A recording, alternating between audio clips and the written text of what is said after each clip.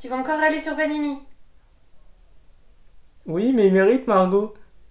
Tu me fatigues. Bon, je préfère aller faire des cookies. Allez, ciao!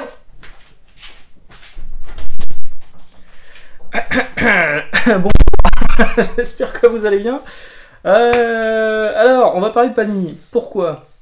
Pourquoi? Est-ce que je vais râler? Oui. Est-ce que je vais râler beaucoup? Je ne sais pas. Tout dépend de l'attente que vous avez sur les fascicules, sur les soft covers, comme on appelle ça en France.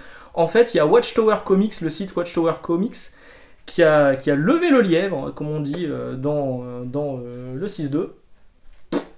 Euh, a priori, évidemment, on va attendre confirmation de Panini, mais soit ça ne serait tardé, soit ils en parleront en novembre ou en décembre.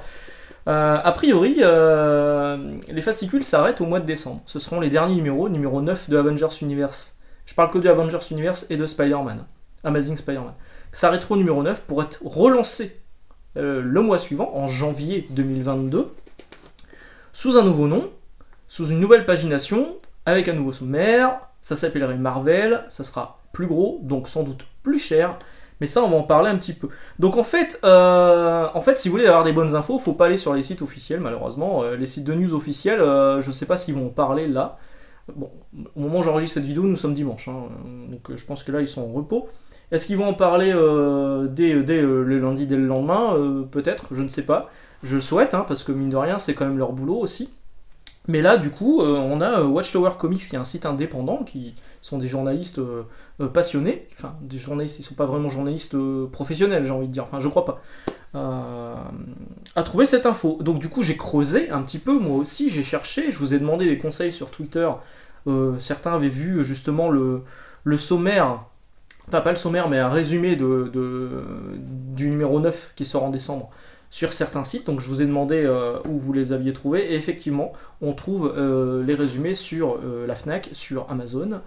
Vous pouvez vérifier vous-même, hein, faites une recherche Amazing Spider-Man numéro 9 Panini. Boum, vous allez tomber, vous allez voir, c'est écrit dernier numéro, avant la relance, le mois prochain, avec Marvel. Voilà. Avec le nouveau mensuel Marvel.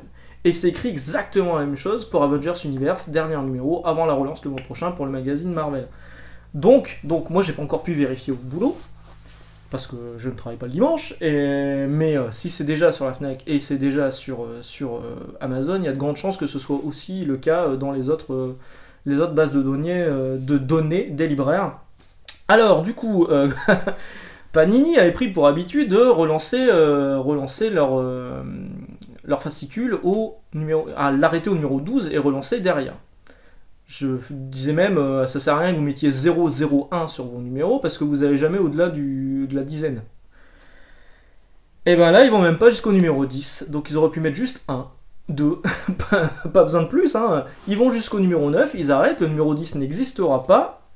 Encore une fois, on va prendre des pincettes, c'est pas confirmé officiellement, mais c'est ce qui a tendance à se dessiner. Donc pas de numéro 10, les numéros 9 sortiront le 8 décembre, et là je m'interroge un petit peu sur les fins en fait, de run en cours, sur le sommaire qu'il y aura dans Marvel, et en cherchant un petit peu, en croisant un peu les infos avec les versions originales, avec le programme de parution, parce que pour rappel, les fascicules actuellement c'est 6,90€, donc on va dire 7€, pour 72 pages, soit 3 numéros US à l'intérieur. Donc Spider-Man, si on fait le calcul, parce qu'il y a quand même les 54 LR, etc. 54 LR, c'est le dernier LR hein, pour Last Remains. Si on fait le calcul, c'est 3 numéros par mois, donc il devrait aller jusqu'au numéro 60 US, qui est effectivement la fin d'un arc, la fin d'une histoire avec Kindred, avec l'âme sœur, c'est mot ridicule. Donc ce serait logique en fait qu'ils puissent démarrer leur nouveau mensuel avec le début d'une nouvelle histoire en cours, alors toujours avec Nick Spencer, Patrick Gleason et d'autres dessinateurs. Nick Spencer au scénario et d'autres dessinateurs au dessin, forcément. Pour Avengers, c'est un peu plus compliqué. C'est-à-dire qu'Avengers, en fait, si on suit leur un numéro de chaque série sur les 3 prochains mois pour aller jusqu'en décembre, on est arrivé sur Avengers 46. Sauf que Avengers 46, c'est le premier numéro du nouvel arc World War She-Hulk. Du coup, ça serait pas logique de démarrer par ça. Donc je pense que le dernier numéro d'Avengers qui sera publié en français avant la relance, ce sera le numéro 45. il y aura certainement une histoire où il y aura 2 épisodes de Thor en plus, ou 2 épisodes d'Iron Man pour compenser l'absence d'Avengers à un moment donné. Donc à mon avis, ils vont s'arrêter au Avengers 45, vu que le 46 c'est le premier épisode du nouvel arc World War She-Hulk. Donc Marvel, le nouveau... Oui, ça va être compliqué de l'appeler Marvel. Marvel, le nouveau fascicule, commencerait avec Avengers 46, World War She-Hulk. Pour Thor, on irait jusqu'au numéro 16, sauf que c'est pas possible, parce que le numéro 16, c'est la deuxième partie d'un arc en 3 numéros, l'arc Révélation. Donc je pense que ce sera Thor qui aura le droit à 2 numéros à l'absence de Avengers pour que tout colle au niveau des numéros US. Donc je pense que Thor, on va s'arrêter au numéro 17 et pas au numéro 16. Et Iron Man, lui, par contre, ça sera toujours le numéro 8. On arrivera jusqu'au numéro 8 parce que l'arc Korvac est très très long. Et on sera encore dans l'arc Korvac à ce moment-là. Ce sera à peu près la période où Iron Man va partir dans l'espace. Sans trop vous spoiler, voilà. L'arc qui sera toujours en cours. Donc, je résume. Dans le numéro 9 de Avengers Universe, on devrait avoir Avengers 45, Thor 17 et Iron Man 8. À peu près, hein, parce qu'il y aura peut-être des changements par rapport au numéro de novembre, etc. Dans le dernier numéro de Amazing Spider-Man, le numéro 9 de décembre, on devrait avoir les numéros 58, 59 et 60 de Amazing Spider-Man de Nick Spencer. Et donc logiquement, dans Marvel, qui démarrera en janvier, on devrait avoir Amazing Spider-Man numéro 61. Du coup, ça veut dire qu'on va avoir un épisode par série. Donc vous passiez quand même de 3 épisodes. C'est quand même chelou quand on y pense. Parce qu'on passe quand même de 3 épisodes d'Amazing Spider-Man. Amazing Spider-Man, ça sort 2 à 3 fois par mois. Hein. Et ça continue à sortir 3 fois par mois aux États-Unis. Ça veut dire qu'on va accumuler un retard quand même assez phénoménal. Ça me paraît un peu curieux. Est-ce que Spider-Man, du coup, ils vont pas le mettre? Bah non, parce qu'ils disent que ça, on retrouve Spider-Man dans Marvel. Il y aura peut-être 2 épisodes de Spider-Man par mois. Ça sera peut-être un peu plus gros. Enfin, il y a encore plein d'inconnus. Bon, en tout cas, on sait que ça va démarrer Spider-Man 61. On sait qu'Avengers va démarrer au numéro 46. Que Thor va démarrer au numéro 18, si je dis pas de bêtises. Et que Iron Man démarre au numéro 9. Normalement. Encore une fois, à prendre avec des pincettes. Voilà. Moi, ce qui me chagrine un petit peu, c'est qu'on va passer 2 fascicules de 72 pages avec 3 numéros à l'intérieur à 7 € pièce à un seul fascicule qui contiendrait donc a priori un numéro d'Avengers, un numéro de Thor, un numéro d'Iron Man, un numéro de Spider-Man, sauf si ils abandonnent une des séries et qu'ils la passent directement en 100% Marvel. On a vu le coup avec Miles Morales Spider-Man, qu'ils ont basculé en 100% dans la collection 100% Marvel avec un numéro 1 qui n'est pas du tout un numéro 1.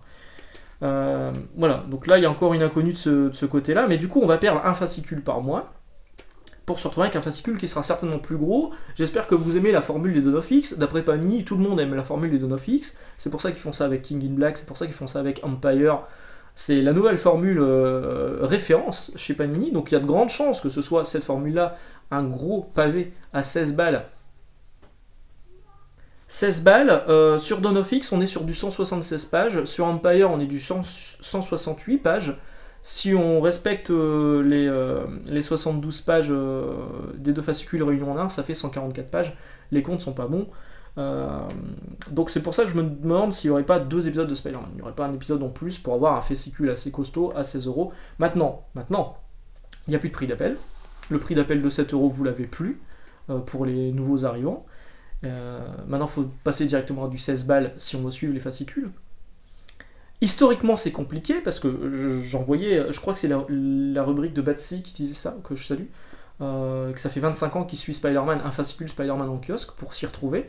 Et ben là, il n'y aura plus de fascicule Spider-Man, c'est terminé. On va être sur un fascicule Marvel avec Spider-Man et Avengers mélangés. Du coup, les gens qui ne lisaient que du Spider-Man sont obligés de se taper du Avengers, et les gens qui lisaient du Avengers sont obligés de se taper du Spider-Man, parce que c'est pas forcément... les acheteurs n'achètent pas tout. Bon, moi, dans le cas de mon frère, il s'en fout, il a acheté les 2, il prendra le Marvel, peut-être même qu'il va s'y retrouver un peu financièrement, peut-être que ça reviendra un peu moins cher. Au final, je pense que c'est à peu près pareil. Mais ouais, pour les collectionneurs qui lisent un fascicule Spider-Man depuis des années, bah c'est terminé. Et puis, Un gamin qui va venir en librairie, qui va nous demander un numéro de Spider-Man machin, on va lui conseiller directement ce qu'il y a en 100% Marvel, ou alors parfois des fascicules à 6,90€, machin, tout ça. Les petits fascicules Marvelverse, vous savez. Mais il n'y aura plus cette fidélisation possible avec le fascicule et le Spider-Man numéro 1, numéro 2, numéro 3, etc. etc.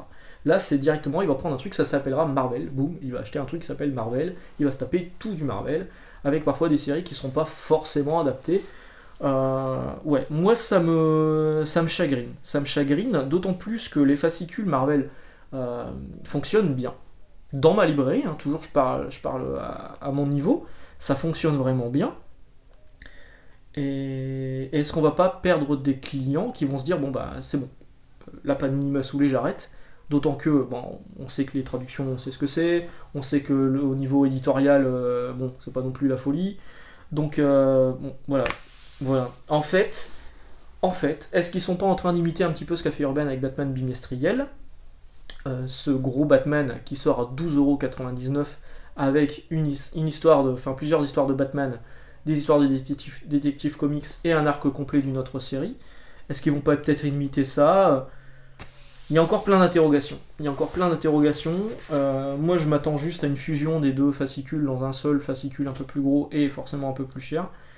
Et voilà. Et moi, ça m'embête. Encore une fois, je trouve que là, Panini, c'est systématiquement débile, mais toujours inattendu. C'est pas comme s'ils offraient des planchas, évidemment, machin. Mais ouais, pourquoi faire ça?